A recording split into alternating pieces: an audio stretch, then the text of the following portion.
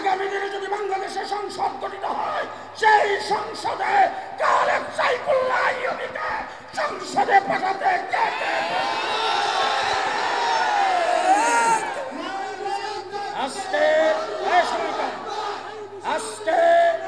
আজকে যারা এখানে এসেছেন, আমি আপনাদের কাছ থেকে শপথ নিতে চাই, আজকের থেকে আইয়ুবীকে এমপি বানাইবার জন্য মাঠে থাকতে কে কে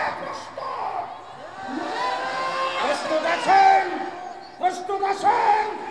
যদি প্রস্তুত থাকেন, আমার ছেলে আমার ইস্তেহাবাজান আইয়ুবীকে বলবো, একটু দাঁড়াও বাবা, একটু দাঁড়াও। তোমাকেও জনগণের পাশে থাকতে হবে, সেই প্রতিশ্রুতি তোমাকে দিতে হবে। তোমাকেও পাশে থাকতে হবে। আমি তারা হাত ধরে বলছি, আপনাদের পাশে আছে। আপনাদের পাশে কে কে আছেন? হাত উঠান। আগামী দিনে কালেক সাইফুল্লাহ আইয়ুবীকে সংসদে পাঠাতে হবে। অবশ্যই মুমিনিন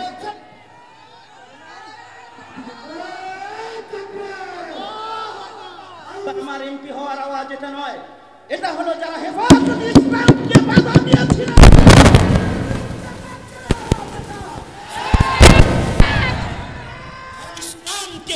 হেফাজতে ইসলামকে দেশ থেকে তাড়িয়ে দেওয়ার স্বপ্ন যারা দেখেছিলে, উলামায়ে কেরামদেরকে যারা জেলের তালাবদ্ধ করে রেখেছিলে, উলামায়ে কেরামের জবানে যারা তালা দিয়ে তাদের মুখ বন্ধ করার চেষ্টা যারা করেছিলে, তাদের কানে আজকের বলিষ্ঠ আওয়াজ হলো এটার একটি জবাব আর উত্তর মাত্র। অবশ্যই আমাদের মুরব্বীরা কোন দাদার গোলাম না, আমাদের মুরব্বীরা ভারতের গোলামি করে না, আমাদের মুরব্বীরা আমেরিকার গোলামি করে না, আমাদের মুরব্বীরা আল্লাহর জমিনে আল্লাহর দ্বীনকে কায়েম করার জন্য কথা বলে।